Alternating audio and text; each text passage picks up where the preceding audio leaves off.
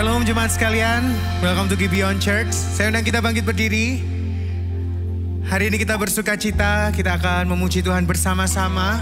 Mari kita baca di Mazmur 34 ayat 2 sampai 4. Saya bacakan yang genap, yang ayat 2, saudara ayat yang ketiga, nanti di ayat yang keempat kita baca bersama-sama.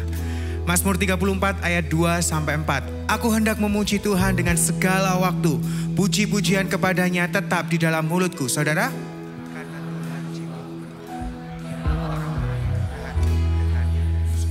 bersama, muliakanlah Tuhan bersama-sama dengan aku. Marilah kita bersama-sama memasyurkan namanya. Berikan tepuk tangan bagi Tuhan kita. Biarlah kita memuji Dia, meninggikan namanya. Karena Dia Allah yang layak untuk kita sembah dan puji. Amin saudara.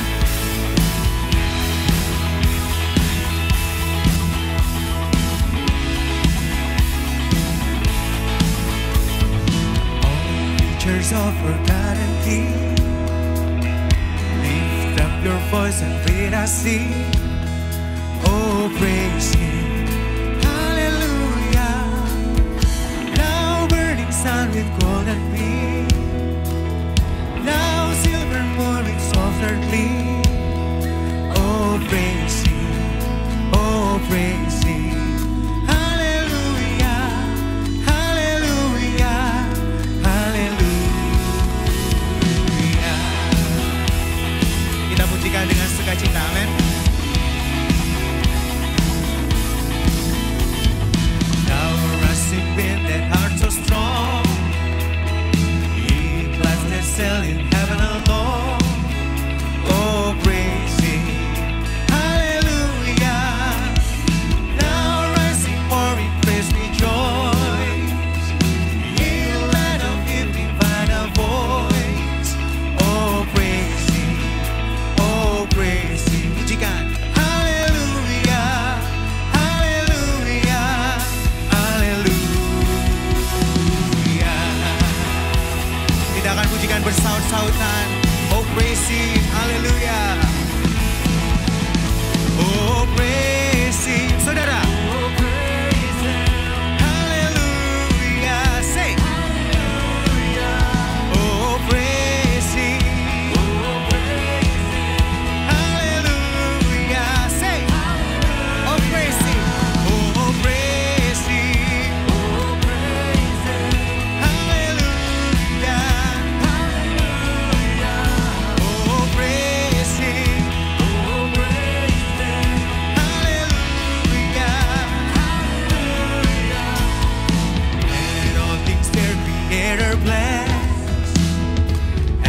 Worship Him in humbleness.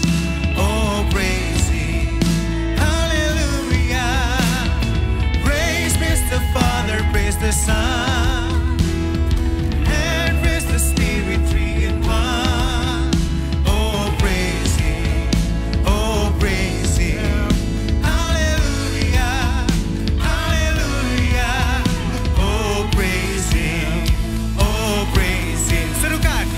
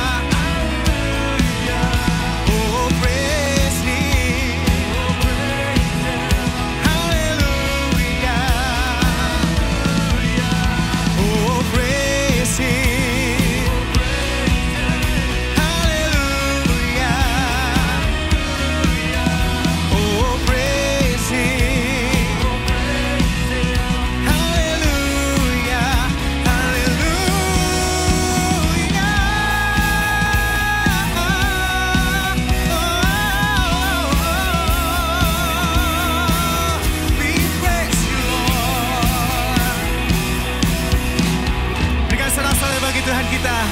Amin. Biar Dia yang semakin bertambah, ditinggikan atas hidup kita. Amin. Amin. Allah yang menjadi kebenaran kita, kemenangan kita. Mari naikkan pujian ini bersama-sama.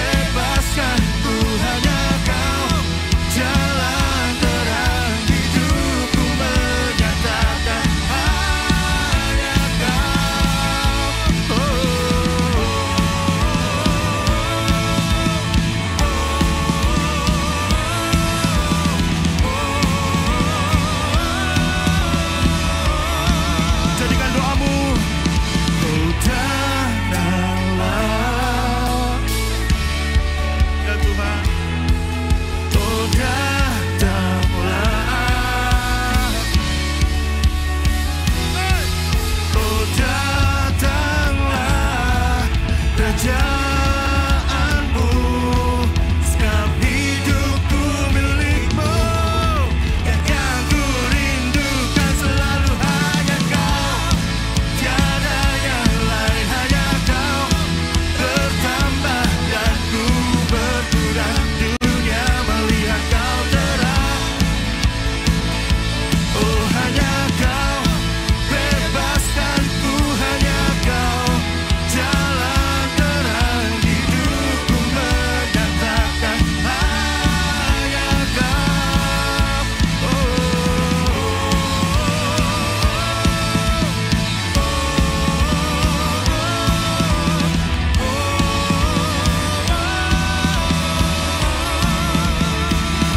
hanya kau.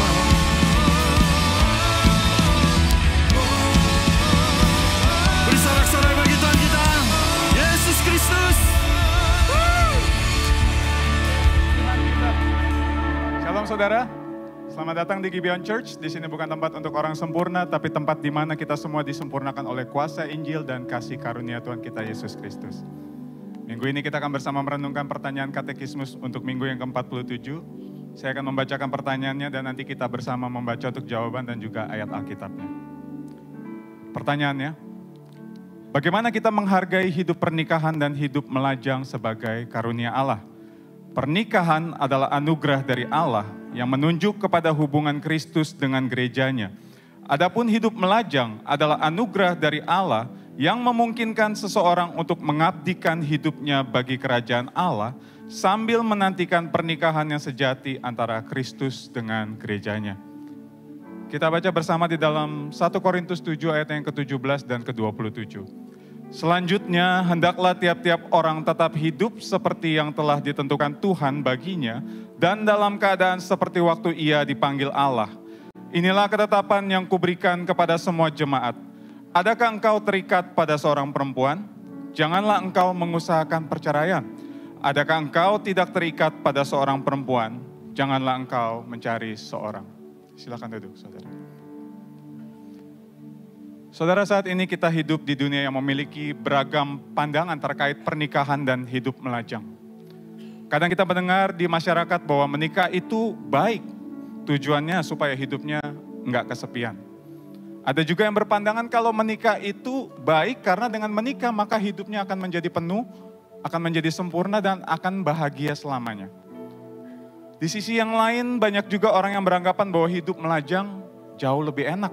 Karena dengan hidup melajang maka akan terbebas dari yang namanya tanggung jawab terhadap orang lain, tidak terikat dan tidak memiliki beban. Tetapi apakah itu tujuan dari hidup menikah dan melajang yang benar? Karena kalau kita perhatikan setiap tujuan-tujuan yang tadi disebutkan itu berfokus kepada satu hal. Yaitu pemenuhan akan keinginan pribadi kita alias ego kita. Dan itu terjadi akibat dosa. Lalu apa yang Alkitab katakan tentang menikah dan hidup melajang ini? Alkitab mengajarkan pandangan yang sangat berbeda. Bagi kita orang percaya, pernikahan bukanlah tentang mengejar kebahagiaan pribadi atau sekedar pemenuhan akan status sosial. Namun pernikahan adalah cerminan hubungan antara Kristus dan gerejanya. Sebuah hubungan yang penuh dengan kasih dan pengorbanan. Pernikahan mengajarkan kita bagaimana mengasihi tanpa syarat dan memberi dengan tulus seperti Kristus dengan gereja. Dan kehidupan melajang juga hal yang sama mulianya dengan menikah. Hidup melajang memungkinkan seseorang untuk dapat lebih fokus kepada hal-hal yang berkenan kepada Allah dan di dalam membangun relasi yang intim dengannya. Hidup melajang adalah panggilan yang dapat membawa kita semakin dekat dengan Tuhan ketika kita menjalaninya dengan tujuan yang benar. Jadi intinya baik menikah ataupun hidup melajang, keduanya merupakan panggilan Tuhan yang mulia. Yang terpenting adalah bahwa kedua hal tersebut berpusat kepada Tuhan dan membawa kita kepada persatuan dengannya. Sehingga bagi setiap kita yang sudah menikah, bagian kita adalah menjalani kehidupan pernikahan kita sesuai dengan prinsip-prinsip kebenaran firman Tuhan. Bagi sebagian kita yang adalah suami, kiranya kita dapat terus belajar untuk terus mengasihi istri kita seperti Kristus mengasihi jemaatnya, bahkan merelakan nyawanya, berkorban bagi jemaatnya. Bagi para istri, biarlah ketundukan kepada suami dilakukan bukan karena paksaan, bukan karena rasa takut, dan juga bukan karena iming-iming materi. Tetapi biarlah ketundukan yang dilakukan adalah karena kasih, dan juga kesadaran akan peran yang memang Tuhan tetapkan dari sejak semula. Dan bagi yang melajang, kiranya dapat menggunakan waktu ini untuk membangun hubungan yang erat dengan Tuhan, melayani Dia dengan sepenuh hati, dan memfokuskan diri pada panggilan yang Dia percayakan. Dan jika ada saat ini yang melajang namun rindu untuk menikah suatu saat nanti, kiranya dapat menyadari terlebih dahulu bahwa kecukupan kita yang terutama adalah di dalam Kristus. Sambil kita terus mendoakan kerinduan kita itu dan tetap percaya bahwa Dia tahu yang terbaik bagi setiap kita.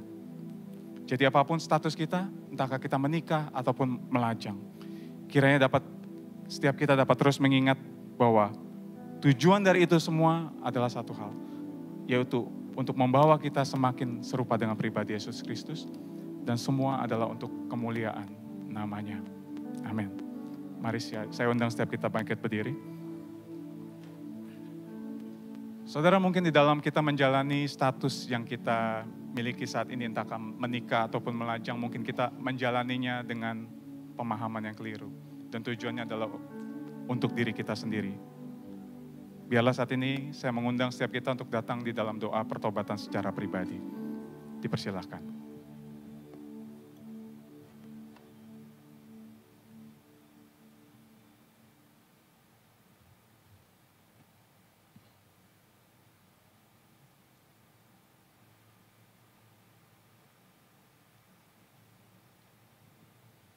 Ya Tuhan, kami mengucap syukur untuk setiap musim hidup yang Kau izinkan di dalam hidup kami. Entahkah kami menikah ataupun kami melajang, kami percaya Engkau ada bersama-sama dengan kami di dalam setiap musim hidup itu.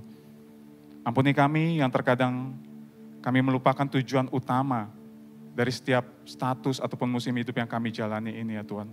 Kami enggak menjalankan peran kami sebagai suami ataupun sebagai seorang istri. Ataupun ketika kami melajang, kami juga enggak menjalaninya dengan tujuan yang benar. Ampuni kami Tuhan. Tolong kami Allah Roh Kudus biar kiranya melalui setiap musim hidup yang Kau izinkan saat ini di dalam hidup kami, itu boleh menolong kami menyadari bahwa kecukupan kami hanya ada di dalam pribadi Yesus Kristus saja. Dan tolong kami biar di dalam setiap musim hidup yang Kau izinkan itu boleh membawa kami semakin serupa Engkau, Yesus Kristus, dan juga memuliakan pribadi Tuhan kami. Terima kasih Tuhan. Di dalam nama Yesus Kristus kami berdoa. Amin.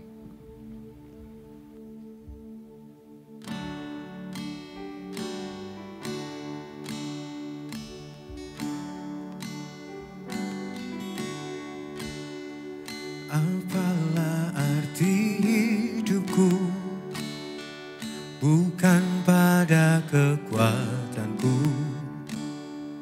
namun di tubuh lukanya disalib. Bukan di kuat gagahku ataupun kebanggaanku, namun di dalam darahnya disalib. Jemaat Tuhan, angkat suara kita. Bersukakan penebusku, dialah harta hasrat jiwaku. Percaya hanya padanya, puas yang sempurna dalam Kristus. Ya Tuhan, ini pujian kami.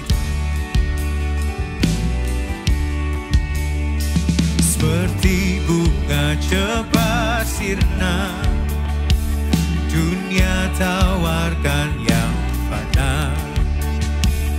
Hidup kekal panggil kita disalib. Takkan banggakan kuatku dan semua keterbatasanku. Ku bermegah karena Kristus disalib. Amin.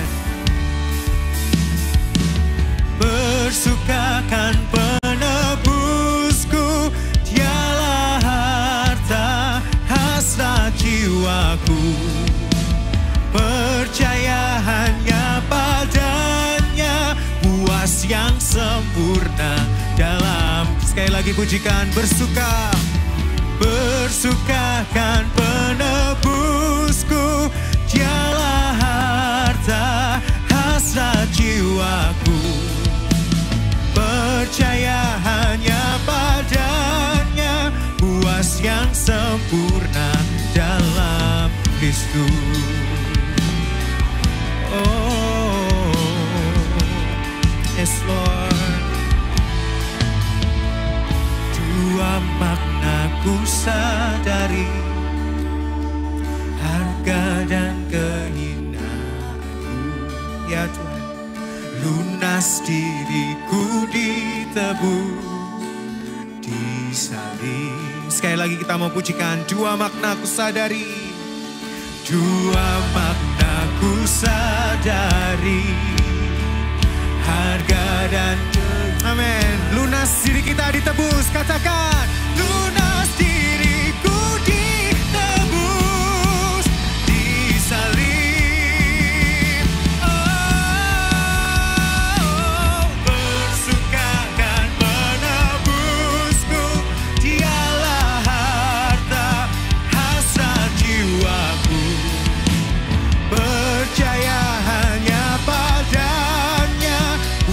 Yang sempurna. Jemaat Tuhan, angkat suara kita, pujikan. Bersukakan penebusku, dialah harta hasrat jiwaku. Percaya hanya padanya, puas yang sempurna dalam Kristus. Puas yang sempurna dalam Kristus. Puas yang sempurna dalam Kristus. Keberhargaan kami bukan karena kuat dan gagah kami Tuhan, namun karena karya salib-Mu. Dengan darah-Mu Engkau menebus hidup kami. Ya Bapa, bantu kami untuk menghidupi rencana-Mu dalam kehidupan kami. Tuntun kami, bimbing kami Tuhan. Mari jemaat Tuhan, kita naikkan pujian ini bersama-sama. Jadikan ini doa kita. Amin.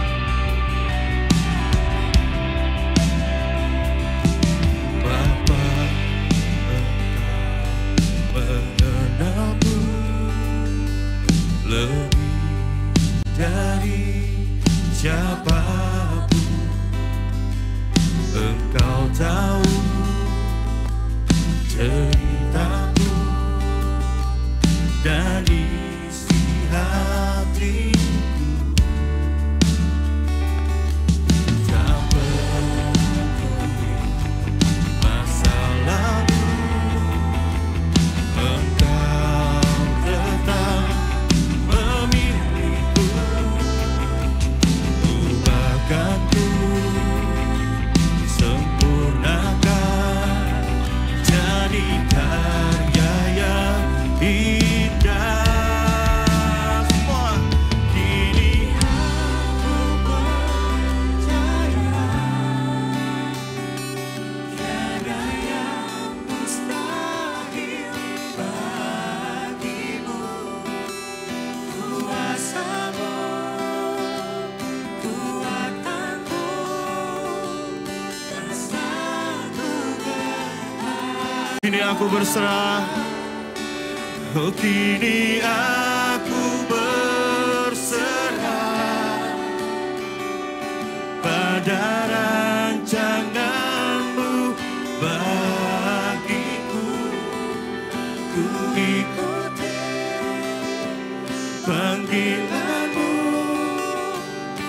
kan setia sampai akhir hidupku.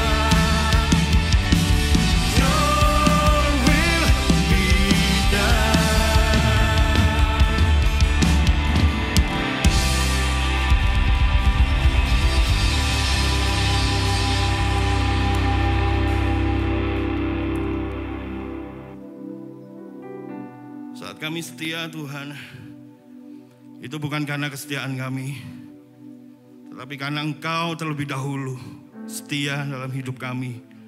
Allah yang tidak pernah meninggalkan perbuatan tangannya. Maka kami tahu Tuhan, masa depan kami aman di tangan-Mu. Apapun musim hidup kami, apapun pergumulan kami, dalam kami mengarungi dunia yang sudah jatuh dalam dosa, kami percaya anugerah-Mu menopang kami Tuhan. Rencana-Mu yang indah selalu menuntun kami kepada pertobatan demi pertobatan, menuntun kami kepada rahmat-Mu yang kekal. Terima kasih Tuhan. Kami percaya saat firman-Mu disampaikan, saat Injil-Mu diberitakan, itu menata ulang hati kami, mengkalibrasi kami, memperbaiki tingkah laku kami, dan menuntun kami dalam jalan kebenaran-Mu. Terima kasih Tuhan. Dimuliakanlah nama-Mu ya Bapa atas ibadah kami hari ini. Allah Roh Kudus tuntun kami untuk kami bisa mendengar, kami bisa merenungkan dan melakukan firman-Mu dalam kehidupan kami. Terima kasih Tuhan, hanya dalam nama Yesus Kristus, Allah dan penyelamat kami yang hidup. Dan kami mengucap syukur untuk hari ini. Haleluya. Amin. Jemaat Tuhan silakan duduk. Tiba saatnya kita diberi kesempatan untuk memberikan persembahan. Anda dapat memberi dengan cara transfer ke rekening gereja yang kami cantumkan, atau dengan scan QR Code melalui aplikasi-aplikasi yang ada di samping saya. Juga bisa melalui mesin EDC yang kami sediakan di area giving booth. Dan bagi Anda yang ingin berkontribusi di dalam pembangunan gereja, Anda bisa langsung scan QR Code atau transfer ke rekening gereja yang tersedia, khusus untuk pembangunan. Semua informasi yang dibutuhkan untuk memberi ada di kartu informasi Ways to Give di kursi masing-masing saat Anda datang. Kami juga menyediakan amplop yang dapat Anda pakai untuk memberi secara tunai, lalu dapat Anda masukkan ke dalam kotak persembahan yang tersedia di pintu keluar saat Anda pulang nanti. Kita memberi bukan supaya diberkati, tetapi kita memberi karena kita sudah diberkati. Sebelum memberi, mari sama-sama kita berdoa. Ya Tuhan, kami mengucap syukur, terima kasih untuk hidup yang Kau anugerahkan kepada kami, dan bagaimana kami dapat menjalaninya hari demi hari, itu semata-mata karena kasih dan kemurahan-Mu saja. Dan kalau saat ini kami datang membawa persembahan syukur kami ke hadapan-Mu, kami menyadari bahwa segala sesuatu yang kami miliki, itu dari Engkau saja asalnya. Biar kiranya persembahan syukur ini dapat dipergunakan untuk memperluas kerajaan-Mu di muka bumi ini. Di dalam nama Yesus Kristus kami berdoa. Amin. Selamat memberi. Hi Church, Maria's here. This is Gibeon Weekly News.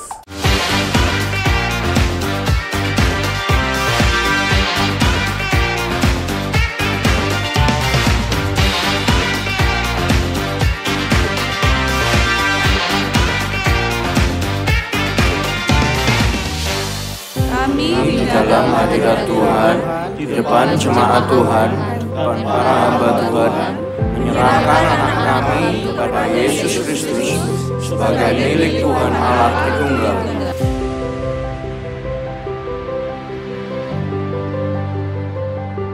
Bapa di surga, kami mengucap syukur hari ini kami diberi kesempatan untuk menyerahkan putra dan putri yang sudah Kau titipkan di dalam keluarga kami.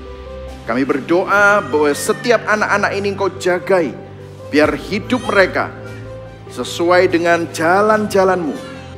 Kami berdoa supaya anak-anak ini memiliki iman yang sama dari orang tuanya, bahkan lebih kuat. Dan biarlah warisan yang terbesar yang diberikan oleh papa mamanya, itu bukan harta yang fana, tetapi Injil Kristus itu terus bersinar terang sampai ke anak cucu dari setiap keluarga.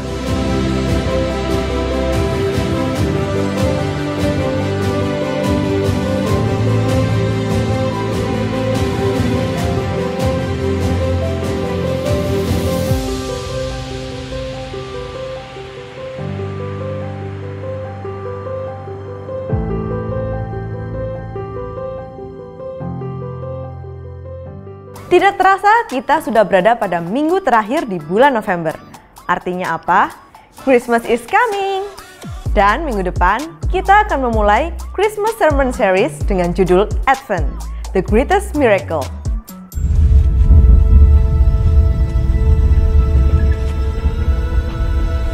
Dalam kisah Natal, Sang Pencipta dengan kasih-Nya yang tak terhingga memilih untuk berinkarnasi menjadi seperti kita.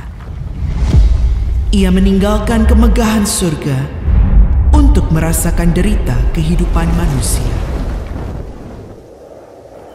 Kelahirannya yang sederhana, kehidupannya yang penuh derita, kematiannya yang penuh siksa, hingga kebangkitannya yang penuh kuasa, merupakan sebuah mujizat yang tak terbayangkan untuk menyelamatkan kita yang berdosa. Sayangnya, tak seperti gembala menanti Sang Mesias yang sejati. Nyatanya prestasi, kondisi, dan validasi malah menjadi mujizat yang terus kita nanti untuk mengisi kekosongan hati. Sudahkah hidup kita mencerminkan dan hati kita menghayati Sang mujizat inkarnasi yang terbesar itu?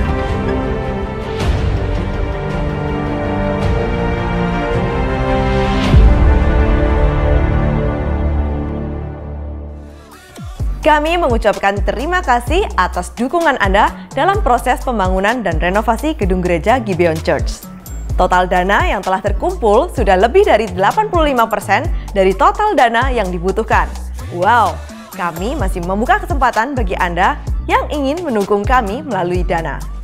Anda dapat memberi dengan cara scan QR Code yang ada pada kartu di kursi Anda atau melalui rekening Building Fund yang tertera di layar ini. Atau bisa juga memberi melalui mesin edisi yang ada di Giving Booth lantai basement setelah ibadah ini.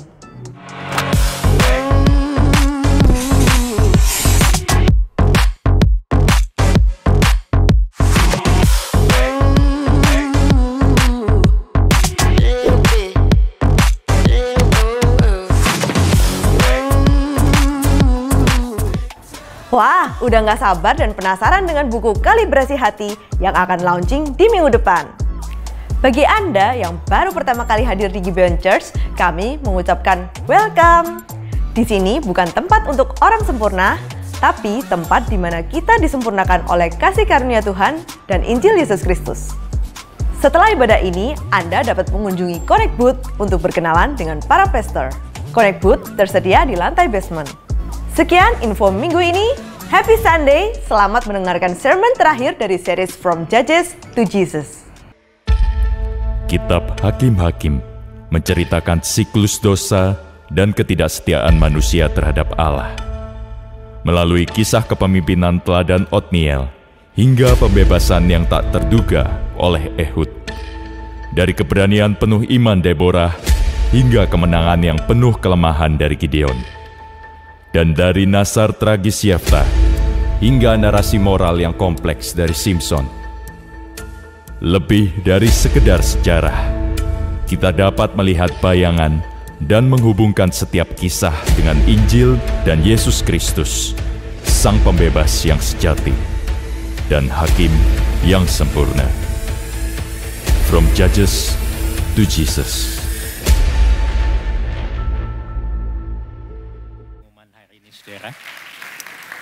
Welcome to Gibeon Church untuk Anda semua yang hadir pada hari ini, baik juga saudara yang mengikuti secara live streaming. Di sini kita punya hashtag bukan tempat untuk orang sempurna, tetapi kita semua disempurnakan oleh kuasa Injil dan kasih karunia Kristus. Yang setuju katakan amin. Amin. Saudara, saya ingin mengucapkan untuk para orang tua yang telah mendeklarasikan iman saudara melalui child dedication beberapa hari yang lalu. Congratulations untuk saudara semua. Saya berdoa kiranya anugerah Allah terus menopang saudara sebagai orang tua di dalam mendidik anak-anak saudara di dalam takut akan Tuhan. Dan kita tentunya juga mendoakan mereka semua supaya sungguh-sungguh mereka membawa anak-anak mereka untuk mengenal Kristus. Nah saudara, kita hari ini sudah masuk di dalam week yang ke-16 dari sermon series kita From Judges to Jesus. Ini adalah week yang terakhir dari sermon series kita dan saya pengen tahu berapa banyak dari saudara yang diberkati pada melalui sermon series kita. Boleh lambaikan tangan saudara, puji Tuhan. Nah saya mau mengencourage saudara semua untuk kembali mendengarkan lagi khotbah-khotbah kita di dalam series From Judges to Jesus ini. Dan saya berdoa supaya saudara bisa disegarkan kembali dan dikalibrasi kembali oleh Injil melalui kitab Hakim-Hakim ini. Semua channel saudara bisa pakai, YouTube channel kita, Spotify Gibeon Church, saudara bisa akses untuk kembali mendengarkan sermon series ini. Dan saudara, tema perenungan kita hari ini ialah harapan di tengah gelapnya dosa. Sebetulnya kalau mau jujur saudara, saya pengen memberi tema pada week yang terakhir ini adalah jalan menuju kehancuran. Serius. Saya pengen memakai tema itu, tetapi kok saya merasa tema itu akhirnya very depressing untuk kita menutup sermon series kita. Makanya saya pengen kita bisa melihat harapan di tengah-tengah gelapnya kehidupan manusia yang sudah jatuh di dalam dosa. Tapi sebelum itu saudara, saya ingin mengajak kita tunduk kepala, kita berdoa. Mari kita berdoa.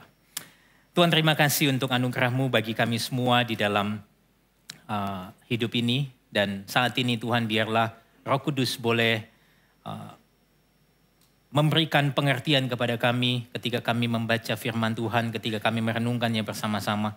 Dan biarlah Roh Kudus juga menolong kami, memampukan kami untuk melakukan, mengaplikasikan kebenaran Injil ini di dalam kehidupan kami setiap hari. Sebentar kami siap membaca dan merenungkan firman-Mu. Tolong kami semua Tuhan, termasuk hamba-Mu. Biarlah tutup bungkus kami semua dengan kuasa salib-Mu. Di dalam nama Tuhan kami Yesus Kristus kami berdoa. Amin. Nah saudara, tidak berlebihan kalau saya memulai penutupan seri khotbah kita di dalam kitab Hakim-Hakim ini dengan kalimat ini. Dimulai dari kompromi kecil. Saudara, ini frasa yang saya rasa tepat sekali untuk menjelaskan kemerosotan moral yang terjadi di dalam kitab Hakim-Hakim. Dari awal sampai akhir kitab Hakim-Hakim. Dan sebelum kita melihat secara detail, saudara, saya ingin memberikan sebuah ilustrasi kepada saudara tentang perihal kompromi kecil. Saudara, saya pernah membaca sebuah berita tentang runtuhnya sebuah bangunan 9 lantai di Bangladesh. Ini kisah nyata yang tercatat pada tanggal 24 April 2013. Ada sebuah bangunan, saudara, yang bernama Rana Plaza, itu runtuh di Bangladesh. Hari itu menjadi sebuah hari yang sangat kelam bagi Bangladesh, dan bisa dikatakan menjadi hari yang paling kelam di dalam sejarah industri garment modern.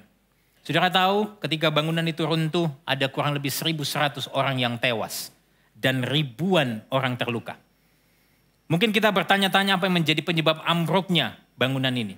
Saudara, lewat berita yang saya baca, saudara, dikatakan tepat sehari sebelum kejadian itu sebetulnya sudah ada peringatan evakuasi gedung.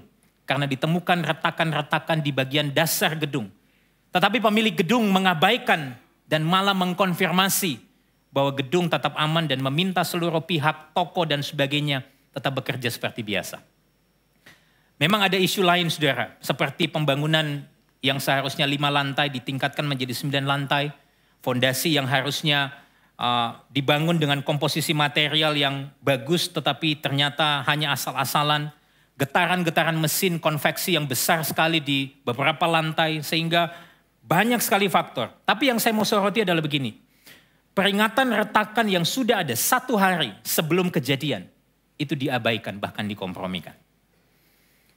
Saudara, ilustrasi ini mengingatkan saya tentang kehidupan yang terjadi dari awal kitab Hakim-Hakim sampai akhir kitab Hakim-Hakim. Dimulai dari perintah Tuhan yang diabaikan lalu dikompromikan. Dari kompromi kecil hingga akhirnya tindakan saling menghancurkan sesama suku di dalam Israel pun tidak terhindarkan. Saya ingin kita flashback sedikit saudara, karena ini penutup kita pengen lihat secara utuh. Kita flashback sebentar di dalam Hakim-Hakim 1 ayat 1-3. Kita baca bergantian.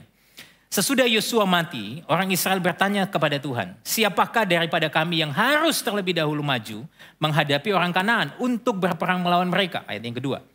Firman Tuhan, suku Yehuda lah yang harus maju.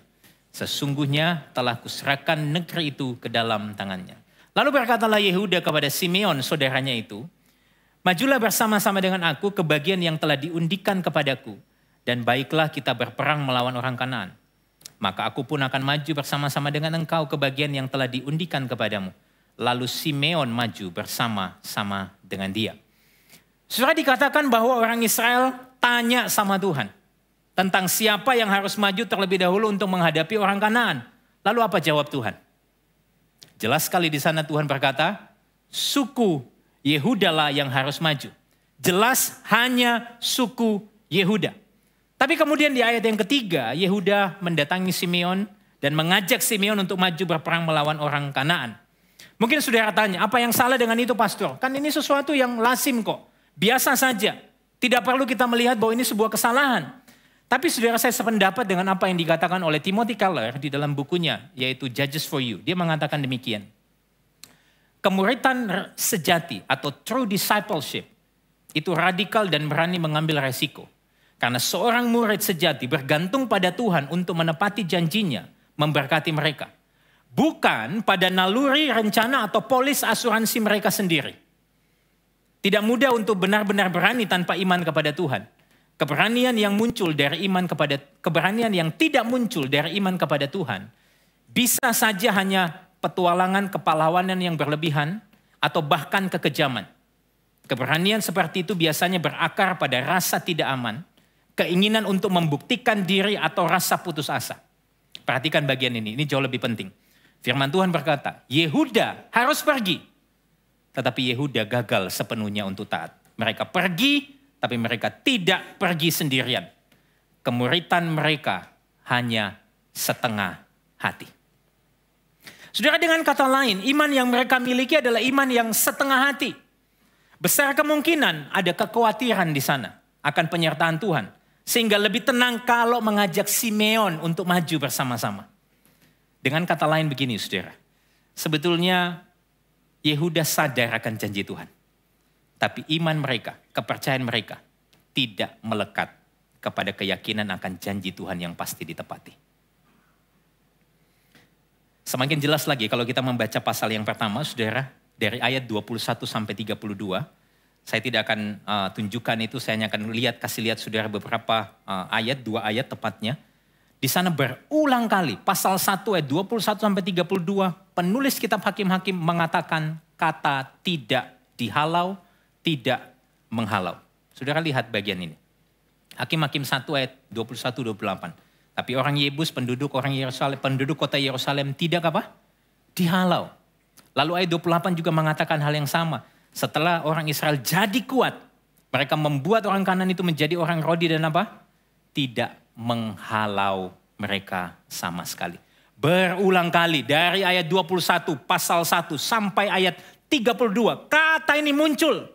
Dan ini bisa jadi tanda yang paling jelas bagaimana orang Israel mulai kompromi dengan dosa.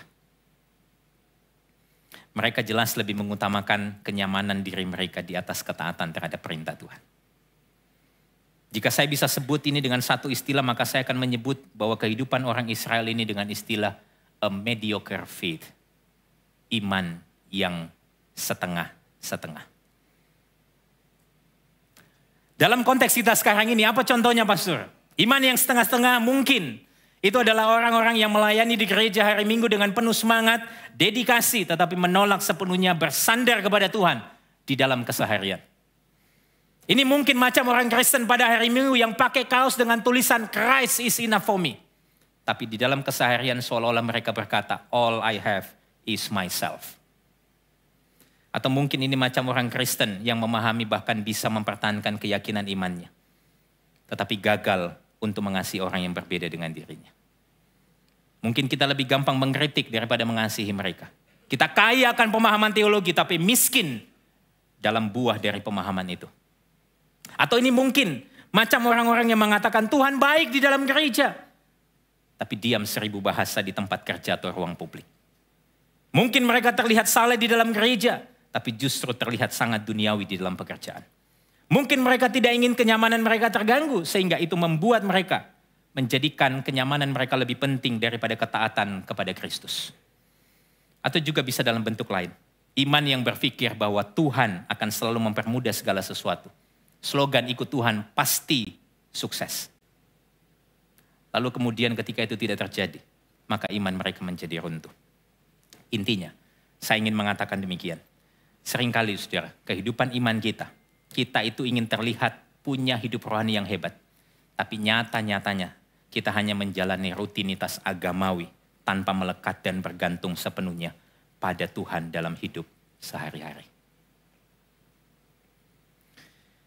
Saudara, dan sebetulnya apa yang menjadi kesimpulan ini, saya tidak sengaja untuk menampilkannya demi tujuan saya untuk menyindir saudara, tidak sama sekali.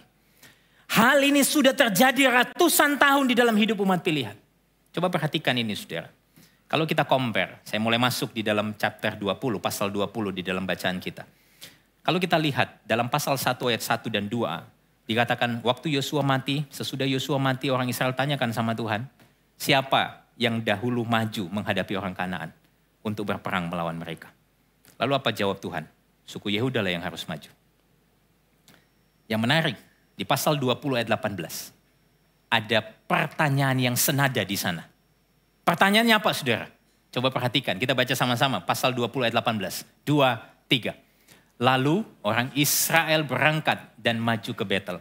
Di sana mereka bertanya kepada Allah, siapakah dari kami yang lebih dahulu maju berperang melawan suku Benyamin, Bani Benyamin? Jawab Tuhan apa? Suku Yehuda lah lebih dahulu. Saudara, sepertinya ada sebuah tragedi yang besar terjadi di sini. Kalau di awal kitab Hakim-Hakim, Israel mulai menetap di Kanaan, dia tanya sama Tuhan, mereka tanya sama Tuhan, siapa yang harus maju dulu? Apa jawab Tuhan? Suku Yehuda. Siapa lawan mereka? Orang Kanaan. Tapi kali ini di dalam pasal terakhir, pasal 20, mereka juga tanya sama Tuhan, siapa yang harus maju duluan? Lalu Tuhan jawab siapa? Suku Yehuda. Tapi kali ini konteksnya berbeda. Siapa lawan mereka? Suku Benyamin. Yang notabene adalah orang Israel sendiri. Ada beberapa penafsir yang mengatakan ketika bangsa Israel masuk ke Kanaan, mereka hidup dan tinggal seperti orang Kanaan. Dan di pasal terakhir ini, mereka menjadi Neo-Kanaan. Kanaan yang baru. Saudara, waktu saya membaca ini, saudara, saya merenungkan bagaimana bangsa Israel jelas sekali semakin jauh dari Tuhan. Hidupnya tidak lagi melekat pada Tuhan. Kalaupun mereka dekat-dekat Tuhan, tujuannya apa? Supaya dapat surat izin alias approval atas apa yang mereka kehendaki. Saudara lihat pertanyaannya. Siapa dari kami yang lebih dahulu maju berperang melawan Bani Benyamin? Mereka tidak bertanya begini. Apakah kami perlu berperang melawan suku Benyamin? Dengan kata lain, saudara, mereka seolah-olah tidak lagi memperdulikan pertanyaan itu. Dan seolah-olah sudah memberi jawab bahwa memang kita perlu menghadapi suku Benyamin. Mereka hanya datang sama Tuhan untuk cari approval. Seperti membawakan sebuah proposal kepada Tuhan dan bilang, Tuhan tolong di ACC. Oke, kita berhenti di sini dulu saudara. Saya ingin kita kemudian melihat kehidupan kita. Bagaimana dengan kehidupan kita sekarang ini? Apakah ini juga seringkali menjadi perilaku kita? Coba renungkan pertanyaan ini. Apakah saya seringkali dekat sama Tuhan hanya untuk mendapatkan persetujuan atas keinginan saya? Ataukah saya benar-benar ingin mengetahui kehendak-Nya, sekalipun itu mungkin berbeda dengan apa yang saya inginkan? Saudara, kita cari Tuhan buat apa? Saudara datang ke gereja untuk apa? Jawaban kita pada akhirnya akan menunjukkan isi hati kita yang sebenarnya. Apakah Tuhan itu bermanfaat bagi kita? Atau Dia yang paling berharga dalam hidup kita, sehingga kita rindu untuk mengenalnya. Nah saudara, sebelum bangsa Israel ini berperang melawan suku Benyamin, di sini saya mendapati sebuah detail yang lain, yang juga menarik. Coba kita perhatikan pasal 20 ayat 1-3. Kita baca bergantian sekali lagi, 2-3. Lalu majulah semua orang Israel dan sampai dari Dan sampai Beersheba. Dan juga dari tanah Gilead berkumpullah umat itu secara serentak menghadap Tuhan di Mispa. Silakan. Maka berdirilah para pemuka dari seluruh bangsa itu, dari segala suku orang Israel, memimpin jemaat umat Allah yang jumlahnya 400.000 orang berjalan kaki yang bersenjatakan pedang. Kedengaranlah kepada Bani Benyamin bahwa orang Israel telah maju ke Mispa. Berkatalah orang Israel, ceritakan bagaimana kejahatan itu terjadi. Saudara, apa yang menarik dari bagian ini? Kalau kita melihat catatan kitab Hakim-Hakim yang terakhir, ada seorang hakim yang bernama Simson. Dia seorang diri melawan bangsa lain yaitu orang Filistin. Tapi di sini kita mendapati suku-suku Israel bersatu, bertekad buat apa? Melawan bangsanya sendiri dan ingin menghancurkan bangsanya sendiri. Dan semua itu bermula dari mana? Catatan pasal ke-19. Minggu yang lalu kita sudah membahas itu, Pastor Mike sudah menjelaskan itu. Tentang bagaimana ada seorang Lewi, dia mendapati gundiknya mati. Lalu dibawanya gundiknya itu pulang sampai rumah, kemudian diambil pisau, dipegangnya mayat gundiknya, lalu dipotong-potong menurut tulang belulang menjadi 12 potongan, lalu dikirim ke seluruh daerah orang Israel. Dan apa kata orang-orang Israel yang menerima itu? Hal ini belum pernah terjadi dan terlihat sejak orang Israel berangkat keluar dari Mesir sampai sekarang. Lalu apa? Mereka berkumpul dan datang kepada Tuhan di sebuah kota, yaitu Mispa. Berapa jumlahnya, saudara? 400.000 orang yang bersenjatakan pedang. Sangat jelas sekali. Artinya apa? Mereka sudah siap untuk berperang. Lalu apa yang mereka lakukan? Mereka hadirkan si Lewi untuk ditanya kronologinya seperti apa. Si Lewi singkat cerita, saudara, dia jelaskan. Pada intinya dia bilang bahwa ada kekejaman yang terjadi. Bahkan dia mengklaim bahwa orang-orang Gibea itu berniat membunuh dia dan akhirnya memperkosa gundiknya. Nah, pertanyaan saya, saudara, apakah itu cerita yang sebenarnya? Coba kita perhatikan. Hakim-Hakim 20 ayat 4 dan 5. Terjemahan sederhana Indonesia dari bacaan kita tadi. Lalu ketika si Lewi dibawa kepada hadapan 400.000 orang ini, saudara, apa jawab si Lewi? Jawabnya, saya dan gundik saya datang ke kota Gibea, milik suku Benyamin untuk menginap di sana. Malam harinya orang kota itu mengepung rumah tempat kami bermalam untuk membunuh saya. Lalu mereka memperkosa gundik saya sampai dia mati. Kita bandingkan dengan catatan pasal 19 ayat 22. Kita baca sama-sama. 1, 2, 3. Saat mereka bersantai, preman-preman kota datang mengepung rumah itu dan menggedor-gedor pintu. Kata mereka kepada orang tua itu apa? Bawa keluar laki-laki yang datang ke rumahmu. Kami mau menyetubuhi dia. Saudara, apa yang terlihat di sana? Coba kita compare kedua ayat ini. Yang pertama, dalam catatan pasal 20 ayat 5, orang Lewi mengatakan bahwa apa?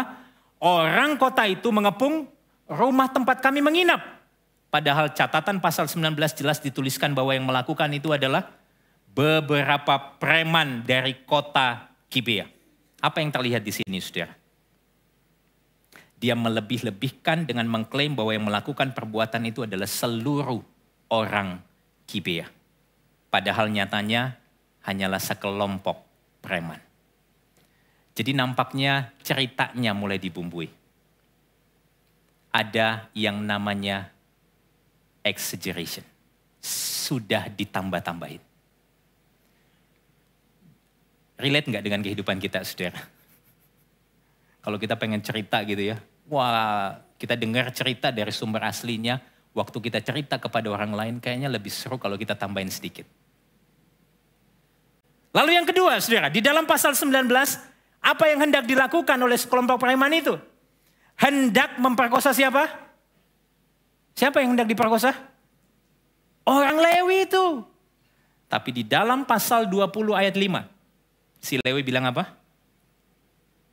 Dia hendak dibunuh, lalu memperkosa gundiknya sampai mati. Ceritanya mulai berubah. Apa yang tidak disebutkan di sana, saudara? Kalau kita baca pasal 19, dijelaskan bahwa pemilik rumah tempat mereka menginap itu melindungi orang Lewi. Tapi kemudian dia bilang sama preman-preman itu, aku punya anak perempuan perawan dan si Lewi ini punya gundik. Tidak dijelaskan apakah kemudian anak perempuannya diberikan. Tapi yang pasti si Lewi memaksa gundiknya. Lalu dia berikan kepada preman-preman itu untuk diperkosa. Kesimpulannya begini, saudara. Seluruh kesaksian orang Lewi ini diceritakan. Supaya orang Israel mendengar bahwa kejahatan memang dilakukan oleh orang-orang di Gibea. Tapi dia menutupi kebenaran bahwa dia sesungguhnya berkontribusi kepada kematian si gundik. Kesaksian si Lewi tentang apa yang terjadi nampaknya sangat memihak dirinya sendiri. Sehingga dia merancang dengan cermat untuk menyembunyikan segala kejahatan yang berasal dari dirinya. Kalau saya boleh simpulkan, sebetulnya inti daripada kesaksian si Lewi Dia tidak mengungkapkan kebenaran secara utuh. Dia menyembunyikan kebenaran itu. Ada ketidakjujuran di sana. Tapi kalau kita mau fair, saudara, jelas memang tindakan orang-orang di Gibea, saya kasih dalam kurung di sana, beberapa preman, jelas merupakan kejahatan yang dilakukan secara terang-terangan. Tetapi perhatikan ini, di sisi lain, perilaku moral orang Lewi samar-samar terlihat baik. Tapi sebenarnya sama buruknya. So, waktu saya merenungkan ini, saya mengingat catatan Rasul Paulus di dalam suratnya, yaitu surat Roma. Kalau saudara membaca surat Roma pasal yang pertama, di sana Paulus dengan jelas mengatakan bahwa ada orang-orang yang tidak mengenal Allah, orang-orang kafir yang kemudian menggantikan kemuliaan Allah yang tidak fana dengan gambaran yang mirip manusia, binatang dan sebagainya. Mereka melakukan persetubuhan yang tidak wajar, ada kejahatan, keserakahan, kebusukan, kefasikan dan lain sebagainya dirinci oleh Rasul Paulus di sana. Bagaimana orang yang tidak mengenal Allah melakukan itu semua. Tapi saudara baca ayat pasal yang kedua surat Roma. Di sana dijelaskan bahwa ada orang-orang yang religius, terlihat baik, tapi juga sama-sama terhilang. Coba kita perhatikan Roma 2 ayat 21-23. Kita baca sekali lagi bertanggapan. Jadi bagaimanakah engkau yang mengajar orang lain? Tidakkah engkau mengajar dirimu sendiri? Engkau yang mengajar jangan mencuri. Mengapa engkau sendiri mencuri? Ayat 22. Engkau yang berkata jangan bersinah. Mengapa engkau sendiri bersinah? Engkau yang jijik akan segala berhala. Mengapa engkau sendiri merampok rumah berhala? Engkau bermegah atas hukum Taurat. Mengapa engkau sendiri menghina Allah dengan melanggar hukum Taurat itu? So nampaknya religiusitas mereka sangat kelihatan. Tapi mereka hanya melakukan itu semua atas dasar rutinitas agamawi. Di permukaan mereka nampak rohani. Tapi jauh di dalam hati mereka. Mereka justru tidak peduli kepada Allah. Apalagi sesama. Mereka hanya mencintai diri mereka sendiri. Itulah sebabnya. Kalau saudara membaca surat Paulus di Roma pasal yang ketiga. Paulus menyimpulkan tidak seorang pun benar. Tidak seorang pun mencari Allah. Semua orang menyeleweng. Tanpa terkecuali. Baik mereka yang tidak mengenal Allah. Yang melakukan rutinitas agamawi. Semuanya berdosa di hadapan Tuhan. Saudara, saya suka dengan apa yang dikatakan oleh D.A. Carson. Di dalam bukunya For the Love of God. Dia mengatakan kalimat ini. Manusia tidak mengarah pada kekudusan. Jika bukan usaha yang digerakkan oleh kasih karunia, manusia tidak akan mengarah pada kekudusan, doa, ketaatan pada Alkitab, iman, dan kesukaan pada Tuhan. Kita mengarah pada kompromi, tapi menyebutnya toleransi. Kita mengarah pada ketidaktaatan, tetapi menyebutnya kebebasan. Kita mengarah pada hal-hal mistis, tapi menyebutnya iman. Kita menoleransi ketidakdisiplinan dan menyebutnya relaksasi. Kita mengarah menjauh dari Allah, tapi kita meyakinkan bahwa kita sudah dibebaskan. Saudara lihat betapa liciknya hati kita ini. Saudara, untuk lebih memahami apa yang saya ingin sampaikan kepada saudara, saya teringat saudara beberapa bulan setelah COVID dinyatakan selesai, saya kemudian punya kesempatan visit jemaat ke rumah sakit, di sebuah rumah sakit. Saya tidak perlu sebutkan rumah sakitnya apa saudara. Waktu saya visit datang saudara, biasanya kalau saya visit ke rumah sakit saya itu dapat ada sebuah privilege sebetulnya. Bukan karena saya punya saham di rumah sakit tidak saudara. Tapi beberapa kali saudara kalau saya pakai baju putih begini ya, celana hitam, lalu pakai masker. Setiap kali saya datang saya itu dipikir dokter. Jadi setiap kali datang saya masuk itu dengan smooth. Tidak perlu tulis informasi, datang ke resepsionis. Beberapa security dan resepsionis itu bilang ini, oh silakan masuk Pak Dokter, mau visit siapa? Oh saya mau visit.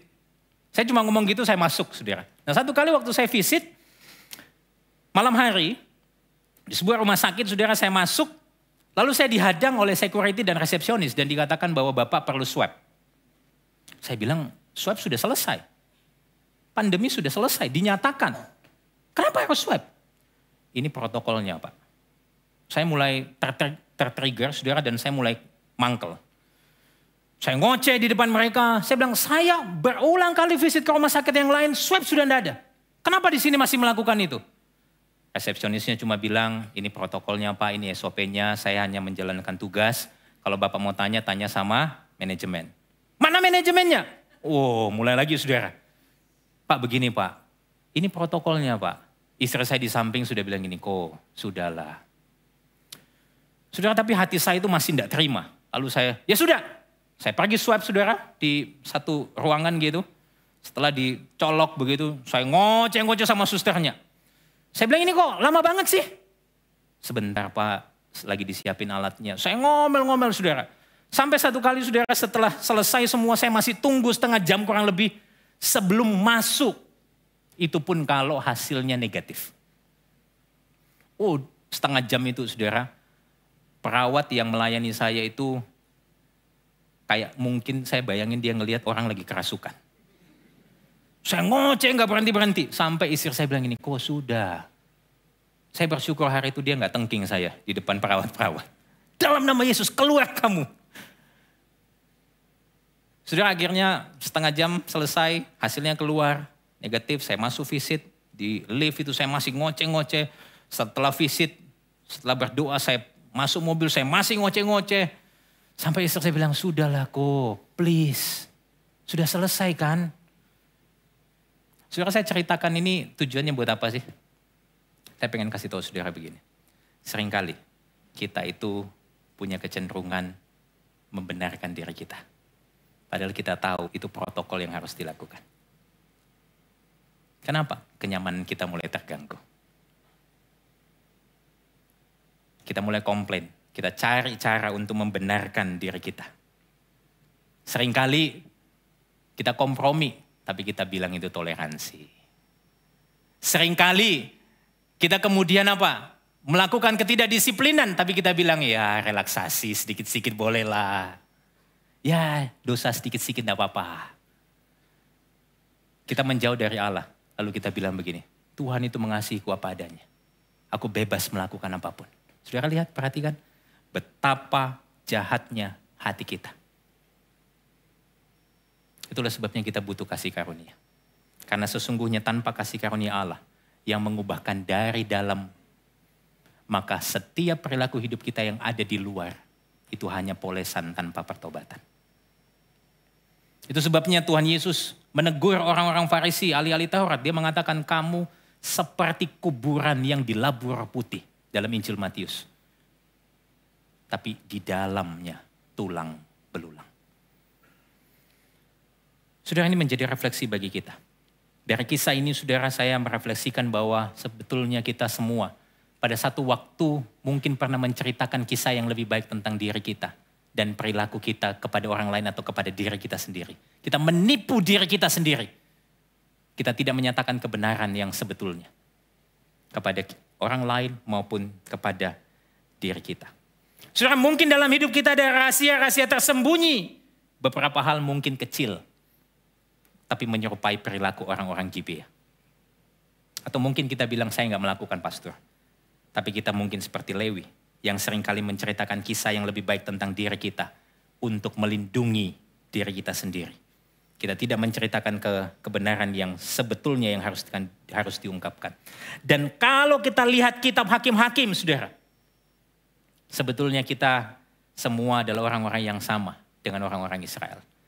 Kita membiarkan diri kita dipengaruhi, dibentuk oleh budaya sekeliling kita dibandingkan kebenaran firman Tuhan. Formula kehidupan yang biasa kita pegang itu kita bilang begini, kalau saya terlihat baik, maka Yesus akan nampak baik. Gak percaya? Lihat saja postingan-postingan media sosial pada umumnya. Semua yang baik-baik diperlihatkan. Kegagalan, kelemahan sebisa mungkin ditutupi. Aib jangan sampai ketahuan supaya gak bikin malu. Saya kasih disclaimer, saya gak bilang saudara perlu umbar aib saudara di depan umum secara frontal. Gak perlu saudara. Tapi yang saya ingin soroti adalah begini. Kita akhirnya menolak pemikiran untuk tidak terlihat baik. Kita dituntut untuk hidup berperforma di depan orang lain. Kita menggunakan topeng Kristen terbaik kita setiap ke gereja. Bahkan kita juga berusaha selalu tampil baik di depan orang-orang terdekat kita. Supaya apa? Memastikan mereka melihat standar perilaku Kristen tertinggi itu ada di dalam hidup kita. Dan ini mungkin cara pikir umum. Tapi kita tahu Ini sangat merusak. Yang pada akhirnya mengarahkan kita kepada kemunafikan. Lalu apa yang seharusnya kita lakukan? Kita perlu mengakui kehancuran diri kita. Supaya hanya seluruh kecukupan Yesus yang nampak. Kita perlu jujur bahwa kebutuhan rohani terbesar kita bukanlah tentang sakit disembuhkan, miskin jadi kaya. Bukan yang tidak punya jadi punya apa-apa. Tapi kebutuhan terbesar kita adalah pengampunan atas hukuman dosa yang seharusnya kita tanggung. Supaya apa? Kecukupan Kristus yang nampak. Supaya apa? Anugerahnya yang makin bersinar di dalam hidup kita. Dan orang lain lihat Kristus di dalam kita. Dan yang sudah memperbaharui hati kita. Sudah menarik sekali cerita ini. Kalau kita menjumpai ada ketidakjujuran yang diperlihatkan si Lewi. Ada kebrutalan daripada preman-preman di Gibea. Tapi ada sisi lain yang diperlihatkan oleh orang-orang suku Benyamin. Yang saya sebut dengan berhala kekerabatan. Apalagi pastor ini berhala kekerabatan. Ya, sudah cukup pastor, berhala mulu begitu kan ya. Tapi saya rasa saya perlu menyampaikan ini. Ada isu berhala kekerabatan di sana. Dari mana? Coba kita lihat sama-sama. Pasal 20 ayat 12-13. Kita baca bergantian. Kemudian suku-suku Israel mengirim orang kepada seluruh suku Benyamin dengan pesan. Apa macam kejahatan yang terjadi di antara kamu? Silakan. Maka sekarang serahkanlah orang-orang itu, yakni orang-orang Dursila yang di Gibea itu. Supaya kami menghukum mati mereka dan dengan demikian menghapuskan yang jahat itu dari antara orang Israel. Tetapi Bani Benyamin tidak mau mendengarkan perkataan saudara-saudaranya orang Israel itu. Sikap suku Benyamin yang tidak mau mendengarkan justru menciptakan masalah yang lebih besar. Bahkan kalau kita lihat dalam ayat 15 dan 16 pasal 20. Mereka justru berkumpul di Gibea. Pengen bersatu melawan orang Israel. Apa yang mereka lakukan? Mereka panggil 26.000 orang ahli perang. Ditambah 700 tentara. 700 tentara ini adalah pasukan elit yang berkemampuan khusus dengan tangan kidal. Setiap kali dikatakan mereka melemparkan batu. Tidak pernah meleset sampai sehelai rambut pun. Itu dicatat sangat detail di sana. Nah saudara, pertanyaannya begini. Kenapa suku Benyamin tidak mau menyerahkan orang-orang yang jelas bersalah untuk diadili? Jawabannya sudah saya sebutkan. Berhala kekerabatan. Secara definitif saya ingin mengatakan bahwa berhala kekerabatan itu adalah suatu tindakan yang menempatkan ikatan darah, rasial atau suatu komunitas sebagai standar moral yang harus dibela. Entah itu benar atau salah. Ada banyak contohnya. Saya kasih contoh untuk saudara. Saudara, di beberapa negara, saya tidak menyebutkan spesifik negara, di beberapa. Tolong jangan berspekulasi. Di beberapa negara kita suka mendengar istilah politik dinasti. Betul? Betul? Di mana ada anggota keluarga pejabat atau tokoh politik tertentu yang turun-temurun menduduki jabatan penting. Bukannya memprioritaskan kepentingan rakyat atau umat, justru dinasti politik untuk keluarga harus diutamakan. Supaya dapat kekuasaan dan keuntungan sekalipun hukum dan nilai moral harus dilanggar. Sekali lagi saya nggak pengen saudara berspekulasi, tapi ini contoh yang paling real. Sekalipun saya mungkin bisa menduga hati saudara. Di beberapa negara juga saudara ada diskriminasi rasial. Yang secara terang-terangan terjadi. Kaum mayoritas menindas kaum minoritas sehingga muncul ketidakadilan. Ada sekelompok yang begitu lahir sudah merasa lebih unggul, lebih superior, lebih berhak atas kekuasaan, atas sumber daya tertentu. Sekalipun mungkin mereka tidak lebih baik secara moral dari orang lain. Ini jelas berhala kekerabatan. Contoh lagi saudara, mungkin lebih dekat dengan kita. Saudara, saya percaya setiap pribadi, setiap anak, setiap orang itu lahir dan Tuhan punya desain untuk mereka.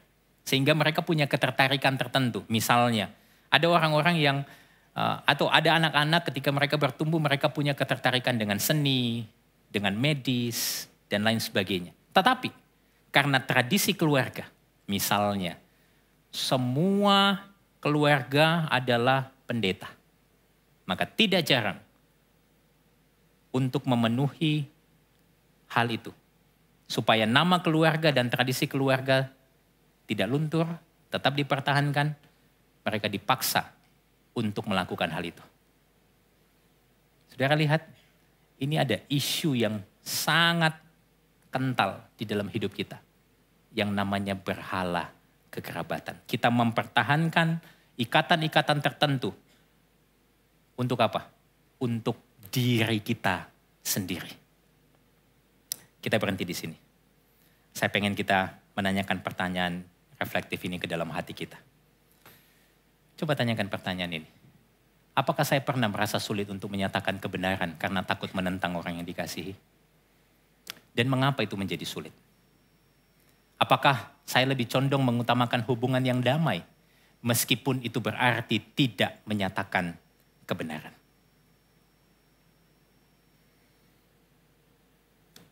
Saudara, kita lanjutkan cerita ini. Sangat jelas waktu kita membaca cerita ini, perang saudara dimulai. Jumlah orang Israel ada 400.000 orang. Suku Benyamin ada 26.700 orang. Sekitar 15 banding 1. Tapi apa yang terjadi, saudara?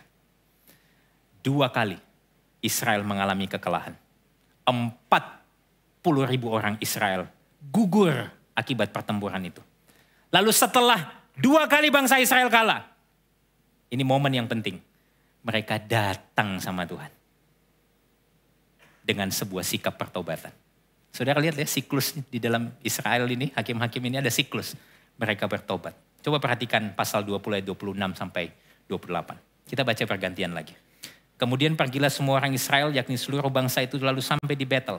Di sana mereka tinggal menangis di hadapan Tuhan, berpuasa. Lihat ya, berpuasa sampai senja pada hari itu. Dan mempersembahkan korban bakaran dan korban keselamatan di hadapan Tuhan. Silakan 27. Bertanya kepada Tuhan, pada waktu itu ada di sana tabut perjanjian Allah. Dan Pinehas bin Eleazar bin Harun menjadi imam Allah pada waktu itu. Kata mereka, haruskah kami maju sekali lagi untuk berperang melawan Bani Benyamin, saudara kami itu, atau haruskah kami hentikan itu? Jawab Tuhan, majulah, sebab besok aku akan menyerahkan mereka ke dalam tanganmu. Saudara lihat ayat 28, pertanyaannya sudah berubah. Mereka bukan minta izin sama Tuhan. Tapi mereka betul-betul tanya, Tuhan, masih haruskah kami maju? Dan haruskah kami berperang lagi? Setelah sekian lama, saudara, ini ayat yang pertama kalinya menunjukkan bangsa Israel mau cari kehendak Tuhan. Bukan minta approval Tuhan atas kehendak diri. Dan setelah ini, saudara, di dalam ayat 35 dikatakan, Tuhan membuat suku Benyamin terpukul kalah. Sehingga semua yang tersisa dari suku Benyamin hanyalah 600 laki-laki yang melarikan diri ke padang gurun untuk bersembunyi. Tapi pertanyaan saya begini, kenapa sih Tuhan itu perlu membuat bangsa Israel mengalami kekalahan 2 kali sebelum membuat mereka menang dan membuat Benyamin terpukul kalah? Saya setuju dengan pandangan seorang tokoh yang bernama Dale Ralph Davis dalam bukunya Judges, Such a Great Salvation. Dia mengatakan demikian, iya, Tuhan menghakimi baik mereka yang merasa diri benar maupun mereka yang sepenuhnya salah. Dengan demikian bagian ini menjadi peringatan bagi kita agar tidak jatuh di dalam kesombongan. Karena kesombongan kita seringkali tumbuh lebih cepat ketika melihat dosa orang lain yang terlihat lebih jelas. Dengan kata lain, pesan Tuhan untuk kita hari ini, kita diingatkan untuk tidak merasa lebih baik atau lebih benar daripada orang lain hanya karena kita melihat kesalahan mereka dengan jelas. Atau mungkin jangan-jangan ini menjadi natur dosa kita, di mana kita lebih cepat melihat selumbar di mata orang lain daripada balok di mata sendiri. Saya rasa prinsip, kalau dia salah, saya tidak jauh lebih benar, perlu kita ingatkan di dalam diri kita. Kita perlu terus bertobat dan mengizinkan firman Injil itu mengkalibrasi hati kita. Karena sesungguhnya, sekali lagi, bagian ini mengekspos betapa liciknya hati kita. Kali ini mungkin ada begitu banyak pertanyaan reflektif yang saya ingin kita renungkan. Coba pikirkan pertanyaan ini. Apakah saya sering terjebak dalam kesombongan karena merasa lebih baik atau lebih benar daripada orang lain? Ataukah saya lebih mudah melihat diri saya sendiri dengan jujur dan mengingat bahwa saya pun terlebih dahulu membutuhkan pengampunan dari Tuhan.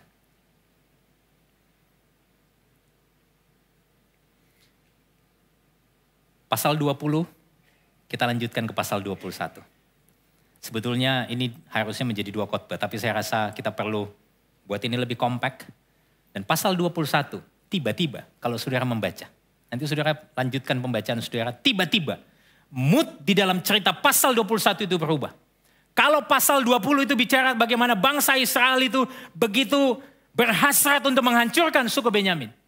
Tiba-tiba di pasal 21, saudara, kita menjumpai mereka kemudian bersedih atas kehancuran suku Benyamin.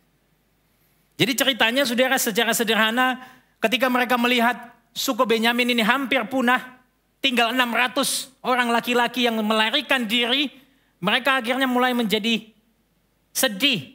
Emosi mereka mulai berkecamuk. Dan mereka bilang begini, oh Tuhan, kok bisa sih satu suku ini akan hilang? Coba perhatikan ini saudara. Ayat 1-3 pasal 21. Kita baca pergantian ya. Apakah saudara masih sama-sama dengan saya hari ini? Ya, baca ya sama-sama. Saya mulai dulu. Orang-orang Israel telah bersumpah di Mispa demikian. Seorang pun dari kita tidak akan memberikan anak yang perempuan kepada seorang Benyamin menjadi istrinya. Ayat 2. Ketika bangsa itu datang ke Betel dan tinggal di situ di hadapan Allah sampai petang. Maka mereka pun menyaringkan suaranya menangis dengan sangat keras katanya. Mengapa ya Tuhan Allah Israel terjadi hal begini di antara orang Israel? Bahwa hari ini satu suku dari antara orang Israel hilang. Saudara, di sini ada sebuah plot twist yang menarik. Mereka menangis dengan sangat keras dan berkata kepada Allah, mengapa hal ini terjadi? Kalimat ini seolah-olah menunjukkan bahwa ini adalah perbuatan Allah. Padahal sudah jelas aksi pembantaian suku Benyamin dilakukan oleh orang Israel sendiri. Waktu saya berpikir, saya merenungkan bagian ini saudara, saya diingatkan akan hal ini. Seringkali, waktu kita tertimpa kemalangan, kita bisa lebih mudah untuk menyalahkan Tuhan dan orang lain daripada melakukan refleksi diri. Tapi saya nggak pengen berhenti di situ. Kadang hal yang sama juga terjadi. Waktu suatu keberhasilan terjadi dalam hidup kita, kita seringkali lebih cepat menganggap itu sebagai hasil usaha kita. Dan kita melupakan Tuhan. Dan kalau kita lanjutkan baca lagi saudara, bangsa Israel yang sendiri bilang, kita gak akan kasih anak perempuan kita kepada suku Benyamin. Tapi justru mereka yang merancang pemerkosaan 600 wanita lain untuk suku Benyamin.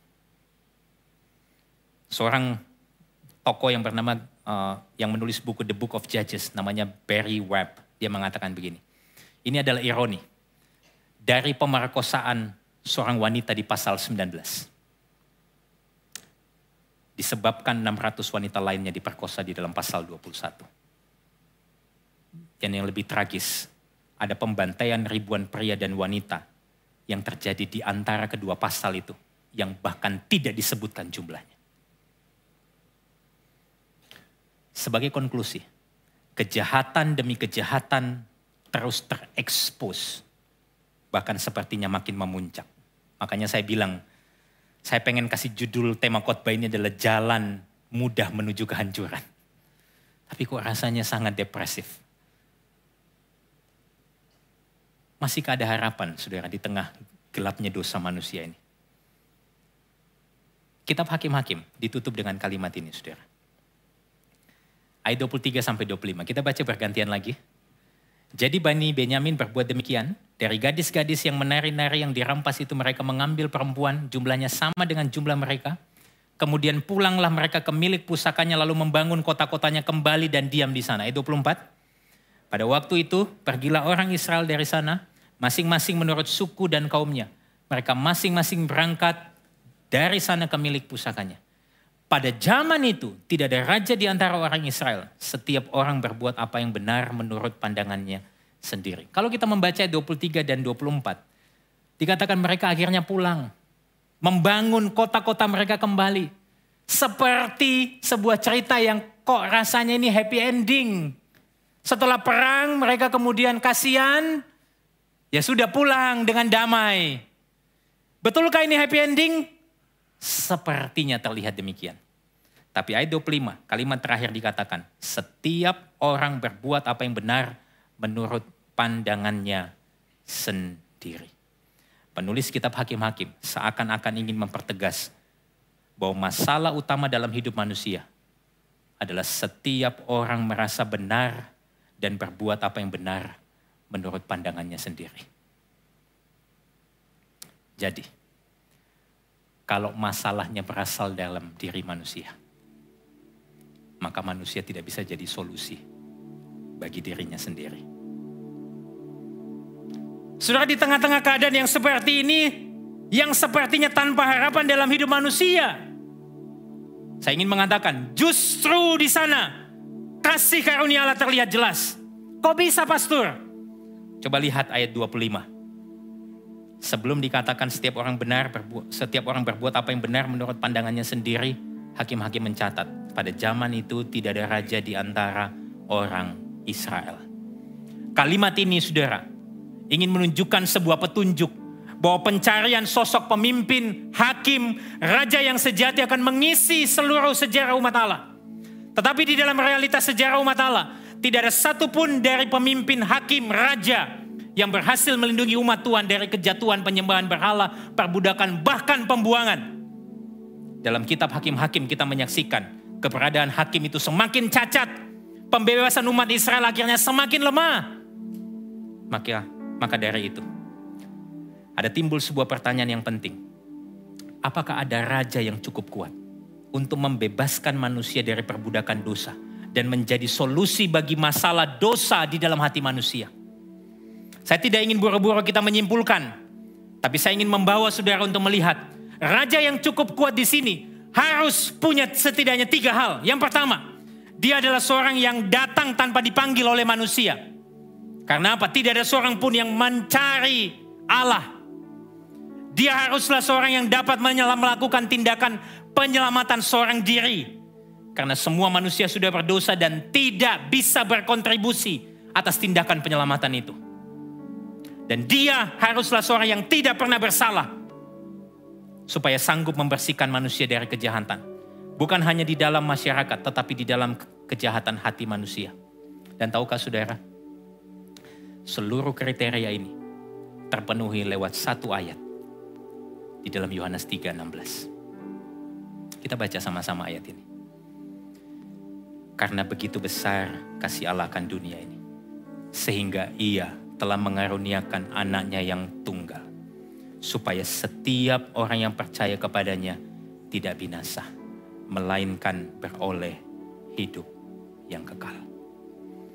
Yesus bukan datang karena dipanggil oleh manusia, melainkan karena kasih Allah yang begitu besar akan dunia ini. Kedatangan Yesus semata-mata karena tindakan kasih Allah itu sendiri. Dan Yesus melakukan karya penyelamatan tanpa kontribusi manusia. Kedatangannya ke dalam dunia yang tanpa dosa, ketaatannya yang sempurna, menunjukkan bahwa hanya Dia yang bisa melakukan dan menuntaskan karya penebusan. Dan dampak dari ketaatan yang sempurna dari Yesus, manusia yang berdosa dibebaskan dari hukuman atas tindakan kejahatan yang kita lakukan. Dan bukan hanya dibebaskan dari hukuman, kita sebagai umatnya diberi status yang baru. Kita dapat jaminan hidup yang kekal bersama dengan Allah selama-lamanya. Lantas di mana Yesus menuntaskan ini semua? Di salib. Sang Raja Adil harus menanggung hukuman ketidakadilan untuk hidupnya yang paling berkenan kepada Bapa. Dia sang hakim yang tertinggi, justru harus direndahkan supaya saya dan saudara yang rendah, yang berdosa, yang adalah hamba-hamba dosa, hari ini menerima status sebagai anak-anak Allah. Yesus disalib. Dia adalah sang hidup. Dia yang memberi kehidupan kepada saya dan saudara. Dia harus menjalani dan mengalami kematian. Supaya apa? Saya dan saudara dipulihkan. Hati yang baru diberikan. Bahkan hidup yang kekal disediakan untuk saya dan saudara. Apa yang jadi respon kita hari ini? Mari sama-sama kita bertobat dari kecenderungan hati kita yang seringkali berkompromi atas dosa. Yang seringkali hidup dalam kepura-puraan, serta yang seringkali merasa diri lebih baik dan lebih benar daripada orang lain. Mari sama-sama kita memandang kepada karya salib Kristus dan kita ingatkan kebenaran Injil kepada hati kita. Supaya senantiasa hati kita diselaraskan kembali dari setiap keinginan daging berhala hati kita yang menggoda kita untuk hidup menurut apa yang kita anggap benar bagi diri kita sendiri. Kita mau sama-sama bertobat. Saya ingin mengundang kita boleh berdiri bersama-sama. Apa yang menjadi implikasi dari perenungan kita saat ini? Orang berinjil tidak hidup dalam kepura-puraan agamawi, melainkan jujur dan dapat mengakui kerapuhannya, supaya seluruh kecukupan Kristus yang makin nampak. Orang berinjil akan selalu rindu mengenal pribadi Tuhan, bukan untuk cari keuntungan dari Tuhan, tapi justru karena sudah menerima keselamatan sebagai berkat yang terbesar. Orang berinjil senantiasa bersyukur atas pengampunan yang telah diterima dan dengan rendah hati dimampukan untuk mengampuni orang lain yang bersalah. Mari kita nyanyikan lagu ini sebagai respon akan firman Tuhan.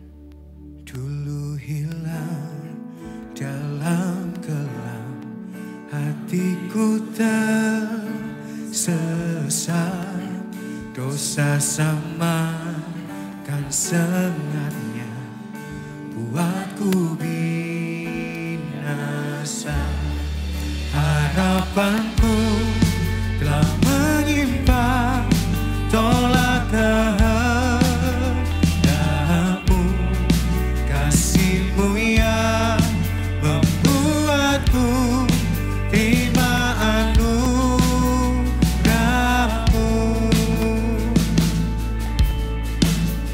Haleluya, Kristus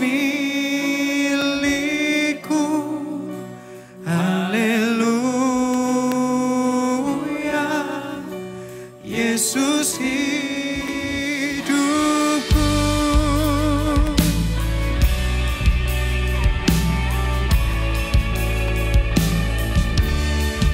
Katakan sama-sama, sewaktu ku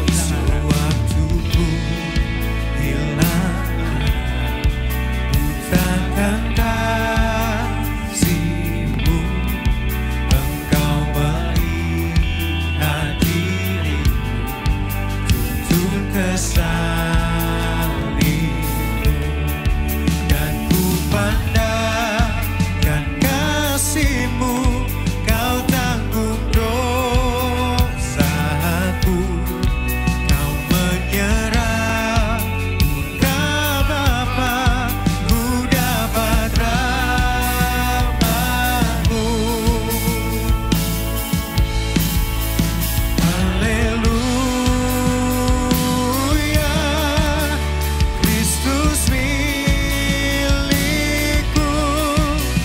Haleluya, Yesus hidupku. Haleluya, haleluya, Kristus milikku.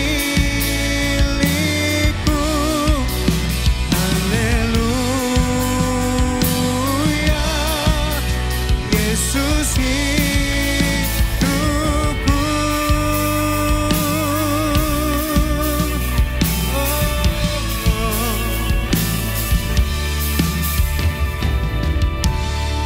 Sekarang ku jadi milik-Mu, katakan dengan dan kesungguhan hati. hidup bagimu.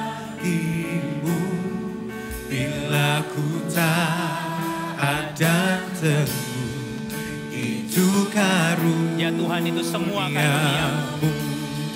Bapa, pakailah hidupku, surut kehendakmu, biar ku memuji-Mu selalu, agungkan nama-Mu. Haleluya, Kristus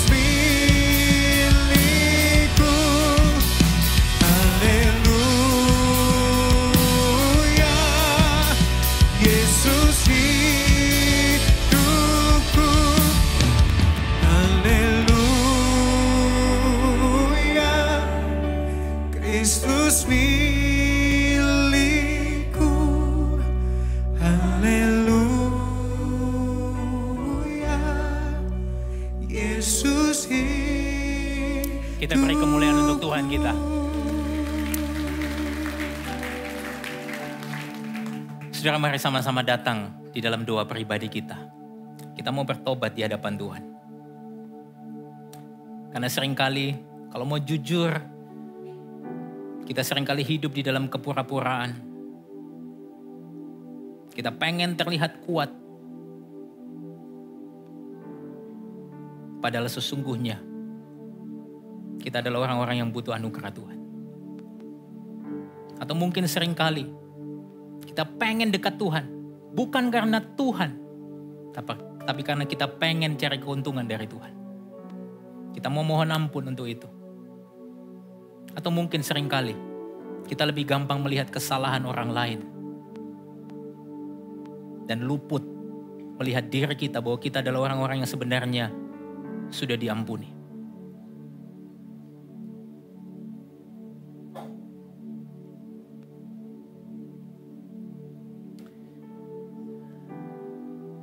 Bapa, kami hari ini datang di hadapan-Mu.